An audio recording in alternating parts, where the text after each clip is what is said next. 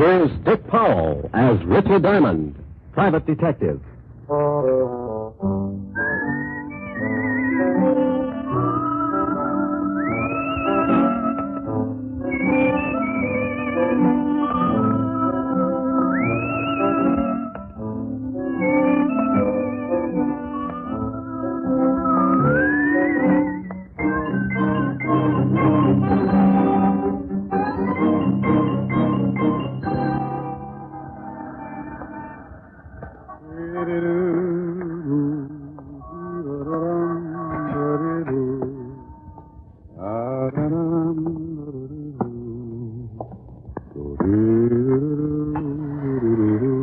Good afternoon, Mr. Diamond. Oh, afternoon, Ed.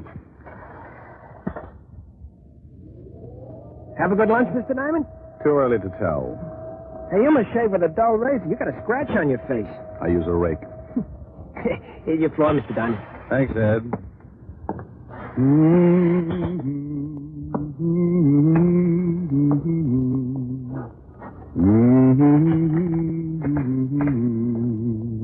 Well, customers. Good afternoon, gentlemen. What can I do for... Oh, that was nifty, Ziggy. Is that Diamond? Yeah, Chino. That's him. Pick him up and drag him over to the chair, Ziggy. Sure thing, Chino.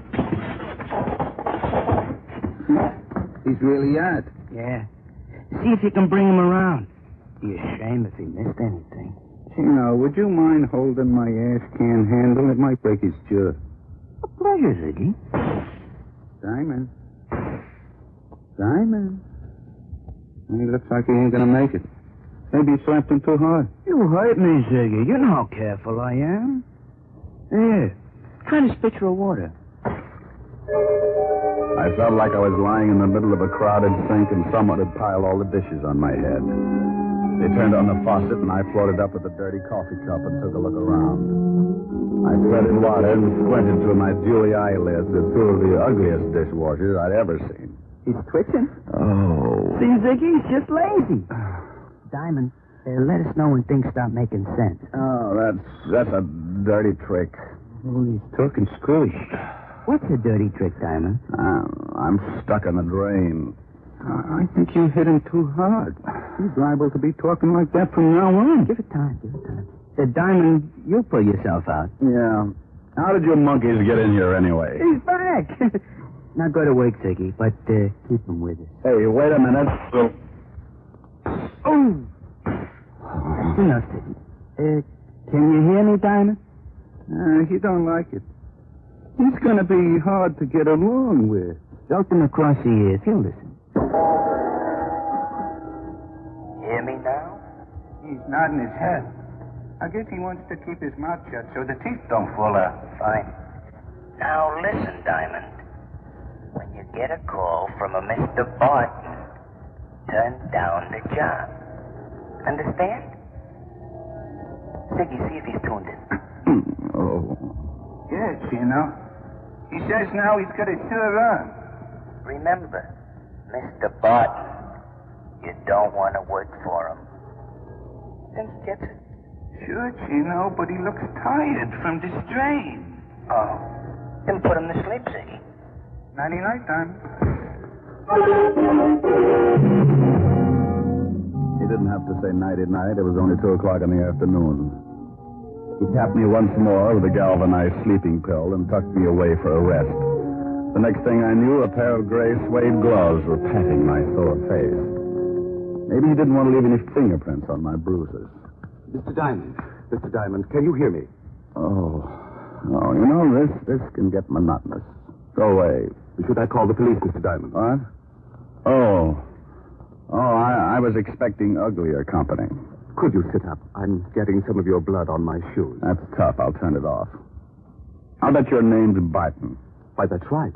How did you know? I'm lucky. Now get out of here. But I want to talk to you. I just had one long conversation, but it was too one-sided. Go on. My health is doubtful, but it's fun to have it around for company. Maybe $500 would pick you up? That might, for a while, but I don't like to waste that kind of money on funerals. $750? So they line the coffin with velvet. $1,000. You're begging to make a short life sound practical. If you do the job successfully, there'll be another $1,000. You just bought yourself a corpse. Let me wash up. Talk some more. I can hear you. It's my son, Roger. He thinks he killed a man. He thinks. What do you want me to do? Find out for sure so he can brag about it? Ever heard of a John Alter? Sure. Walt Levinson sent him up 5 years ago on a manslaughter rap. Well, he doesn't like it up there, and he'd like to get out. I don't blame him. What's this got to do with your son? I'm chairman of the parole board. Oh, you look much better now, Mr. Diamond. I can't stand the sight of blood. It doesn't bother me. It happens every week. So, you're the chairman of the parole board. Yes, some of Alter's friends promised to keep quiet about my son if I let Alter go free when he comes up before the board next week. Hmm? And you think maybe your son was framed? Yes, about a month ago, he met a girl in Florida. Her name is Lenore Brown, and she's a friend of Alter's. How did they spring the frame? I beg your pardon?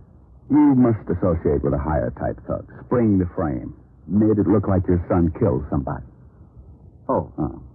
Well, when Roger, that's my son, went to pick up the Lenore girl at her apartment, he found her struggling with some man. That happens. It looked like he was trying to kill her. There was a gun on the floor, and she called to Roger for help. He picked up the gun and shot the man. She told Roger he had killed him and that he must get out. When we went back, they were both gone.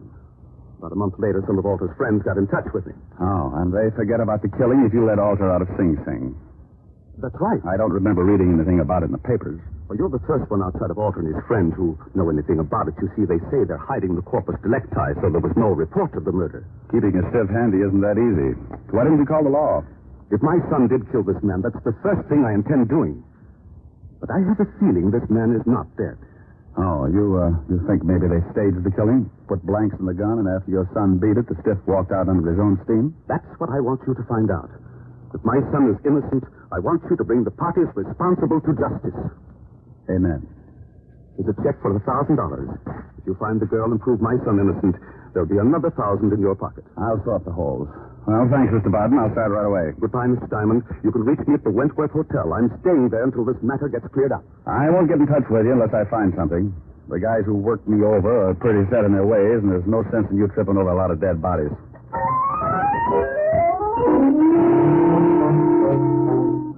I looked at the $1,000 check and thought about the beating the two polite gunsels had given me. It was a toss-up. If I'd spent the $1,000 like I knew I would, I'd be dead anyway. The two goons were probably still hanging around my building, and if they spotted me, they'd guess I'd taken the job. When I get more than $10 in my pocket, I smile all over. I went out the back way and through the alley. Had to start somewhere, so I headed for the 5th Precinct Police Station. When you're looking for a killer, homicide's got all the road maps on murder. An old friend and ex-partner was in charge. The men who worked the detail called him Lieutenant Levinson, but he had a couple of friends who still called him Walt. I was one of them. You earned that right when you worked for a guy for 6 years. After I left the force, Walt started doing it solo, but he now had a sergeant who stumbled around after him. His name was Otis, and he had the biggest feet in the state of New York. Every time he took off his shoes, I wanted to grab a champagne bottle and launch them. I don't think he liked me. When I walked in, his face always looked like an advertisement for a sour stomach. Well, Richard Diamond, private detective. Well, Sergeant Otis, homicide's answer to the missing link. What was that last word? Well, you're half safe. I said link. Walt in? Yeah. You turn the knob and you push. Why don't you get that uniform cleaned? Some dad's going to get up and walk to the station without you. Well, hello, Rick. If you got... You must get tired changing your face every day. Somebody shove you around again? Been catching up on my patty cake, Walt. Tell me, did you ever know a bit of fluff named Lenore Brown? Sure, John Alder's expense account. Used to hold hands before I sent him up. Know where I can find it? Alder's still got her staked out. When he leaves stir, he's going to come back and dig up the claim. You better forget about it. She's got the antidote for lonely nights, but some of Alder's boys are protecting it. I know, yeah. They gave me a pep talk this afternoon. Then listen to him. Better watching the game from the bench. You never can tell. I might make a score. Well, you're outweighed, outclassed, and liable to be outlived. She used to work at the Black Swan in Florida. I heard Alder was trying to get a parole, and she came to New York to be close to him. Any line on her here in town? No, but if she's seeing Alder, you might spot her on a visitor's day. And now, look, Rick, why don't you stop chasing two-bit thugs and come back on the force? I never had Ulcer when we were working together. You know how I feel about that, Walt. I'm a restless guy. Sometimes I like to sleep late in the morning. Okay, Rick. Want me to call the warden and tell him you're coming? Yeah, thanks, Walt. Take it easy. Bye, Rick. Be a good boy.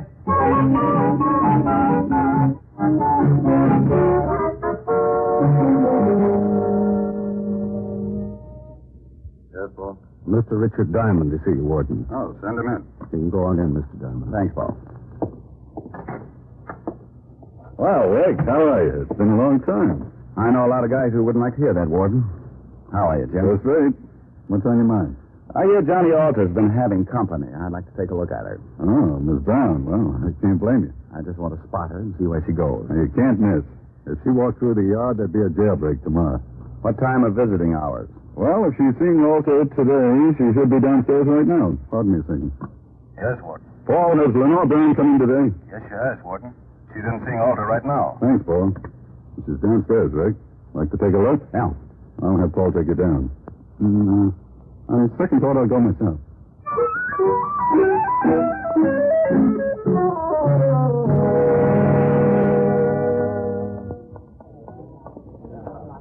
There she is, sitting at the end table talking to Alter.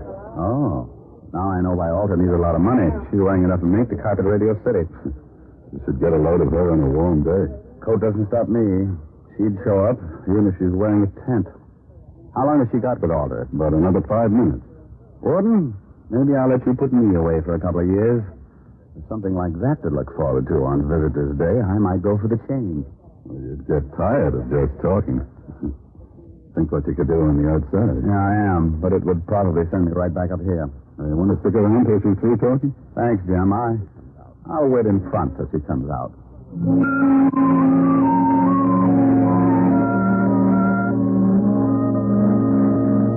I hung around by the big gray buildings until she came out. She walked over to a long white convertible and got in. Now I know what the guy meant when he wrote, "Ask the man who owns one." I decided to let her buy me a new fuse, and I walked over to the car. Going to town? Oh? Back up 3 feet and I'll let you know. Okay. Mm-hmm. Your tailor couldn't do all of that. Thanks. Get in.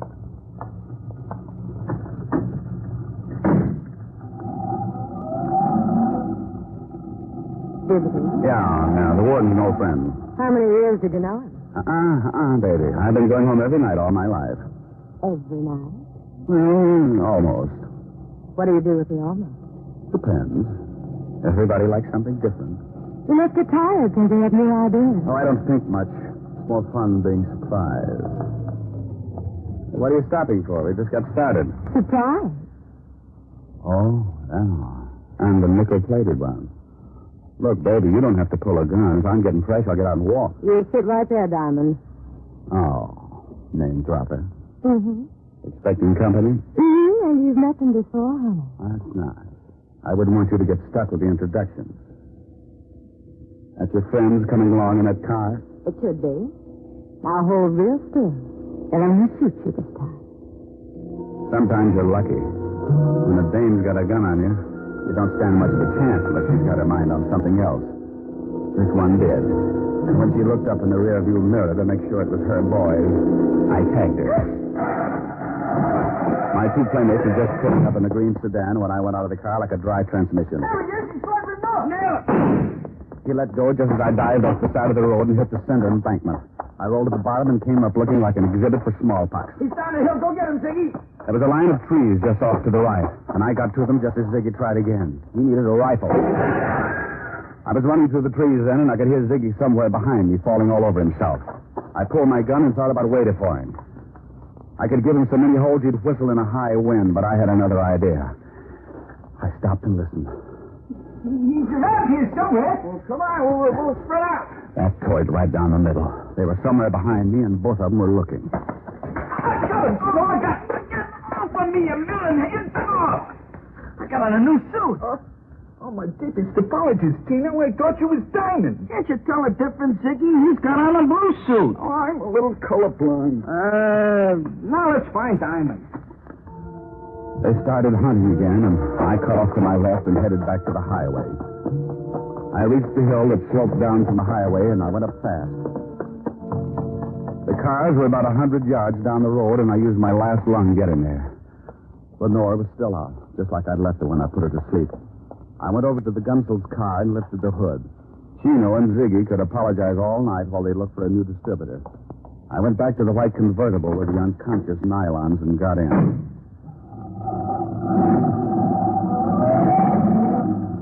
I noticed something lying on the seat. It was her purse, and she didn't wake up when I grabbed it. Doing a rummage job at 80 miles an hour isn't easy. But there wasn't much of interest anyway, just a little black book. I needed a gimmick, so I stuck it in my pocket. I put the purse back on the seat just as she started coming around. Oh. Ah, now that's it, baby. Sit up and look at the pretty scenery. How did you get here? Where's Ziggy and Chino? Playing Peter Pan. Jaw hurt? Yes, he's ill. Play rough and you get hurt. Where do I take you? My apartment, I guess. They're going to ask a lot of questions, and I don't talk much. You might as well figure out something to fill in the room.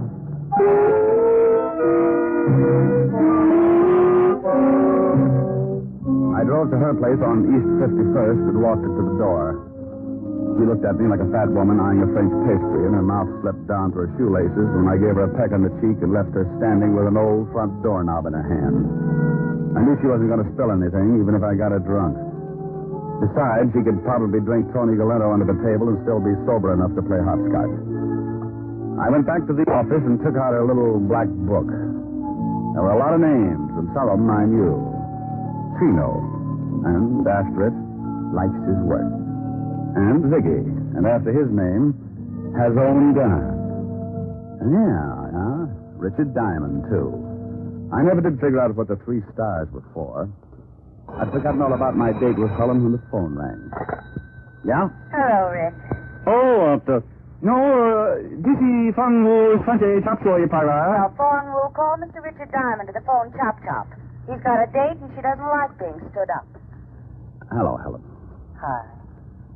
What was all that about? Forget you had a date with me? Yeah, I did. And I'm sorry, baby, but right now I'm being chased like a hopped-up fox, and I haven't had time to curl up and relax. You're impossible. I know it.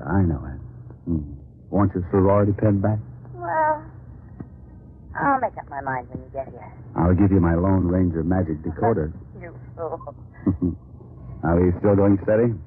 Oh, yes. Rick, when am I going to see you? Oh, honey, right now I got some reading to do.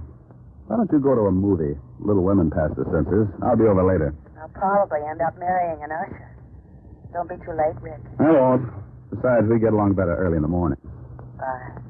Bye, baby.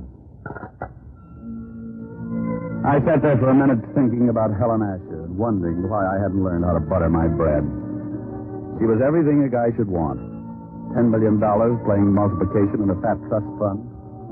A figure that would snarl at any quiet intersection. And a mind that would give a master's degree in inferiority complex.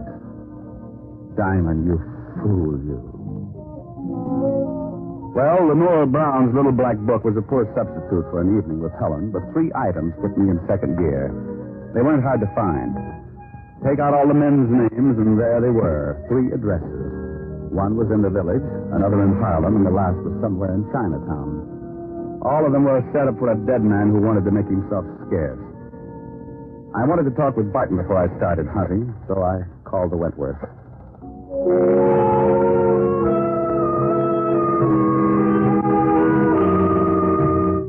I walked out, got back in the cab, and marked off Greenwich Village in the little black book. The second address was on the fringe of Harlem, the Hill, they call it. The night was black, and the fog had rolled in off the East River and staked out a claim all the way to Lenox Avenue. As I walked up to the old brownstone, my nerves started screaming SOS. I stopped cold and looked down at 2 gleaming eyes, like 2 pieces of polished glass shining in the glare of the dim street lamp. As I got used to the darkness, I could make him out. He was a big, white, battle-scarred bulldog, and he had some ideas of his own. He started shuffling in slowly, jerking back his lips and showing a row of white teeth. Hold it, Lucifer. I hadn't heard him come out on the porch. He was a big man wearing an off-white undershirt. And from what I could see, he looked meaner than his dog. The animal stopped, but he kept facing me, showing off his toothpaste smile. He won't hurt you, mister, unless I tell him to. I'll think about it for a while. I'm a poor substitute for horse meat. What do you want? Do you know Lenore Brown? You a cop? Shamus. Beat it, Lucifer. Thanks, pal. I couldn't hold my breath much longer. You can come up on the porch. You're looking for Lenore Brown, huh? Yeah, know her? I met her. My wife works for her. Is your wife in? Yeah. Esther! Yeah? Come here. Some private dick wants to talk to you. She's Miss Brown's private maid. Yeah. Your husband tells me you work for Miss Brown. Yeah, what's she done? She got many friends? Men friends. Yeah. You know a dark man with a scar? Oh, sure, I know lots of them. What are you talking about, woman? Oh, I met someone who Miss Brown knows. What did you mean by that, mister? Look, I really don't know anybody with a scar. Now you better be... Yeah. Get moving. I want to talk to you, woman. Get it there. Yes, honey. I knew she was going to get bruised, but he looked rough enough to cut my windpipe, and I wanted someplace to pour my coffee down in the morning. So I got out of there fast and headed for the last address in the little black book. The place was on one of those narrow, dark streets. It was so quiet you could hear yourself change your mind. A sign above the door read Tansy, so I pushed it open and went in. If I didn't find a man with a scar here, I was out on strikes. It was a little restaurant on the bottom floor of a two-story building. A quiet waiter slipped up and showed me to a booth. He shoved a menu in my hand and disappeared before I could ask him anything. The place was empty except for an old couple sitting near the door. The waiter said something to them, and they looked quickly over at me, and then they left in a hurry. The room was completely empty now. Even the waiter had disappeared. I looked up at a flight of stairs at the far end of the room. A pair of very healthy ankles came into view, and they were holding up a pair of legs that ran my blood pressure up to 190 again. I eased my gun out and held it under the table. Lenore turned the corner and started down toward my booth like a loose snake in a rabbit pen. Mind if I sit down? It's your party. Shame on you. Don't you know it's not nice to pilfer a lady's handbag? Now, Mama will have to thank. Looks like the last address paid off. If you're buying shrouds, it did. Where's the guy that young Barton was supposed to have killed? Upstairs. But he's very unsociable. Hates long conversations. I only need a couple of lines. He can't even do that. He likes to keep on breathing. Old man Barton figures Alter framed his son. He's not going to let your boyfriend out of Sing Sing until he finds a man with a scar. Think he can do better than you did? I found him. Was it worth dying for? I don't know. I can tell you better after I talk to him. Mama's going to have to spank sooner than she expected. Come in, boys. Well, look who's here. Are Mama's two big idiots out collecting blood again? Where are your buckets? Oh, he's there. Present. You've met Chino and Ziggy before, haven't you? Yeah, on the end of a fist. They want to show you the town. I know the beat. I'll bet you've never seen it from the bottom of the East River. No, but if you'll put on a bathing suit, I might buy the idea. Too bad we'll never make the beach together. I'd like to show you the sights. Boys, you better help Mr. Diamond out of the booth. I think he's stuck. You know how it is. The boys like to keep moving. So do I. I shot once and cut Ziggy in the stomach, and I dumped the table over on Chino. He grabbed like he was going to waltz with it. I didn't even have to get up. I just shot him through the cover shot. Lenore was out of the booth fast and running for the stairs. Look out, Tony, look out! I caught up with her at the foot of the stairs, and as she started up, I saw him standing on the upper landing, scar and all meaning gun in his hand. He missed me, but nailed her halfway up. She spun around and fell all over me. But I pointed a gun pretty good from the prone position.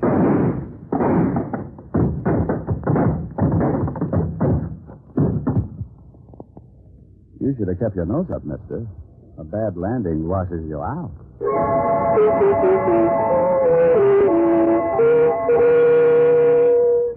I called Lieutenant Levinson, squared myself. Then homicide came down and cleaned things up. They were all dead, and I figured I never would reach the beach anyway. I phoned Barton, who took his son down to the morgue to look over the night's tape. Young Barton identified the man with the scars, the one he thought he'd killed. They gave me the notch, and I made another call. This time to a pair of silk pajamas with an understanding heart. It was late, but I was hungry. Oh, good morning, Mr. Diamond. Isn't it rather late to be calling? You know something? You're right, Francis. It's 2 a.m. Time for all good butlers to be bedded by. Miss Helen is in the library, but I'm not sure whether she wants to see you. Well, you just run along and get some sleep. I'll find out and let you know. Very good, sir. Confidentially, she's a little peeved. Look, Chin up, Mr. Diamond. Francis, if she gets tough with me, I'll knock her teeth out. Oh, my goodness. Oh, my goodness. Francis, is that who I think it was? Oh. Hi. The food was cold a long time ago. So's my date. I'm sorry, honey. Oh, that's all right. The fire's almost burned down. It's 2 o'clock in the morning, Mr. Diamond. I sat through 2 features of Tom and Jerry in the 4th chapter of Batman Hops the Plate. Ah, come on, don't scold, Eddie. I haven't in weeks, but I've been rehearsing this for the past 2 hours, and you're going to listen. And that's another thing. You never play when I want you to. Only when I got you on the carpet. That sounds like fun. I'll stop doing it later. If you think for 1 minute you keep trying me. Out in the face with the sunshine, put on a great big smile. Now stop that and listen to me. Okay, I'll shut up. Well, go on. No. Now you made me forget what I was going to say. Well, if you can't remember, honey, hold a good thought. It's a big, wide, wonderful world you live in. When you're in love, you're a master of all you survey. You're a gay Santa Claus. I just remembered. Too late now, honey. I'm rolling. There's a brave new star-spangled sky above you. When you're in love, you're a hero, Apollo, the wizard. How do you do? The kingdom, power and glory. Richard Diamond, starring Dick Powell, was previously released over the National Broadcasting Company for listeners in the United States, and has been re-released to you men and women overseas by the United States Armed Forces Radio Service, the voice of information and education.